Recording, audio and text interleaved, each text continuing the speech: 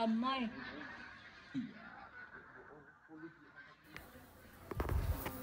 Hello mga ka-farmers, itong araw na ito ay magdi-deliver tayo ng incubator.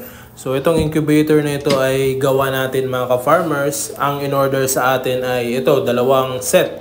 Itong isa is full setter ito mga ka-farmers at pwedeng maglalaman ito ng 300 capacity na mga itlog. So fully automatic na din ito mga ka-farmers at yung ginamit natin ay solid na rin. Ang aluminum na angle bar yung ginamit natin. Di gaya ng dati na yung bakal. Ito mas magaan, mas matibay rin. So ito mga ka-farmers, tinitesting natin yung rotation ng makina at saka itong mga egg tray before natin i-deliver. Dahil ngayong araw na ito ay i-deliver na natin doon sa nag-order nito. Ito pala ay lalagyan ng mga itlog ng bibe. So maraming bibi kasi yung may-ari nito at gusto niyang mag-incubate ng mga itlog nito at ipapisa. So DRI incubator na to mga ka-farmers, humana ni siya kani setter 300 capacity ni siya mga ka-farmers. Ano siya?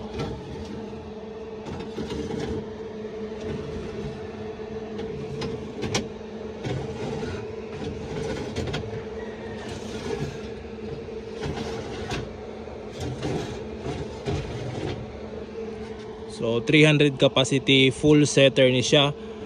So na duha ka bulb 50-50. Dayong na blower duha for calibration na ni siya. So human i-calibrate pwede na ni ma-deliver or ma-pick up. All right.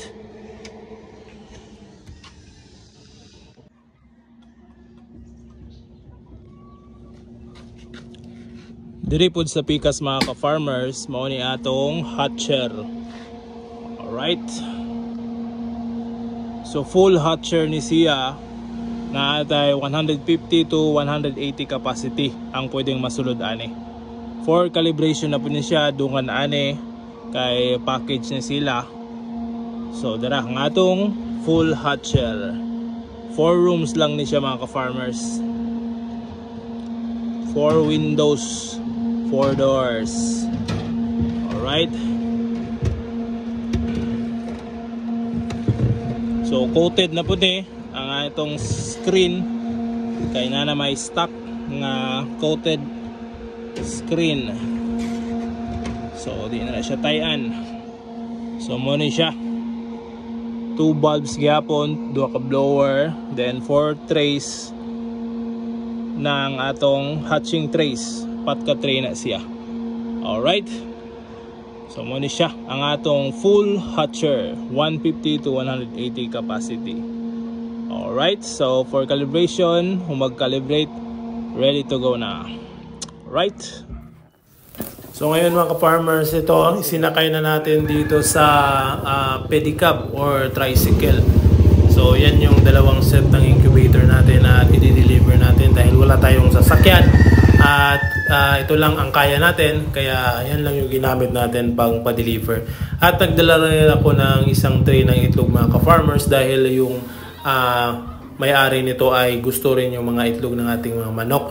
Tapos suki ko na rin ito na paghahatidan ng itlog. Nga lang yung mga nakaraang linggo ay hindi ako masyadong nakapag-deliver dahil nagpapisa tayo ng mga itlog. Alright, so ito. Sobrang dami ng bibi niya mga ka-farmers at ang sabi dito sa caretaker niya ay meron na lang nangingitlog pero huminto dahil yung naglulugon daw yung iba at meron ding mga kanding dito mga ka-farmers, kambing, tapos merong mga manok. So yan, nilagay na natin yung mga incubator doon sa lalagyan ng kwarto. Meron ding mga Rhode Island dito mga ka-farmers na naka free range lang. Yan, makikita nyo yung mga manok at saka itong pabo, yung lalaki lang yung pumunta dito. Meron pa mga babae sa unahan mga ka-farmers. So ito, binaba na natin yung setter natin na incubator para malagay na doon sa kwarto na paglalagyan nito. Nga lang, hindi natin matitesting ito dahil sa araw na ito ay nag-brand out. Kaya wala tayong, hindi natin matesting. Pero na-testing ko na to before natin ma-deliver. So goods na ito at ready to go na ito. So yan, nilagay natin doon sa isang kubo nila dahil doon ilalagay yung mga incubator at doon mag-incubate ng mga itlog. So ito na ang paglalagyan. So mas maganda yung lalagyan dito mga ka-farmers dahil naka room temperature yung incubator. So hindi kagaya ng iba na nasa labas na hindi stable yung temperature. So importante talaga na stable yung temperature ng incubator natin para hindi pa bago-bago yung temperature sa loob nito. So dito inayos din natin dahil pinahiga ko ito ng nagbiyahe, kaya maaring yung mga ibang tray ay makikita nyo hindi sakto sa paglalagyan. So ngayon inayos natin para ma-set up na talaga at yung gagamit ito ay operate na talaga. At nagbigay din tayo ng instruction sa kanya kung paano gagamitin itong incubator, anong mga kailangang gawin at yung kailangang iwasan para na rin meron siyang information kung paano ito gamitin.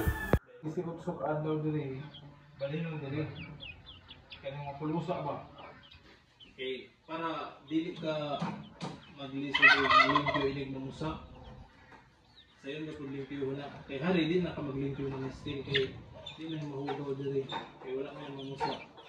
Kani, niya yung sister nga. Pag-stack na lagi nga.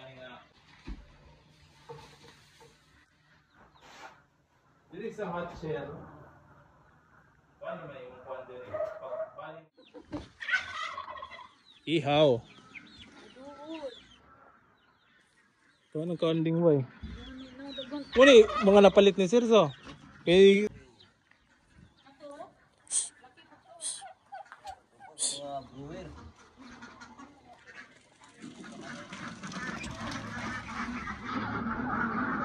Hoy, lakaw dito. Okay.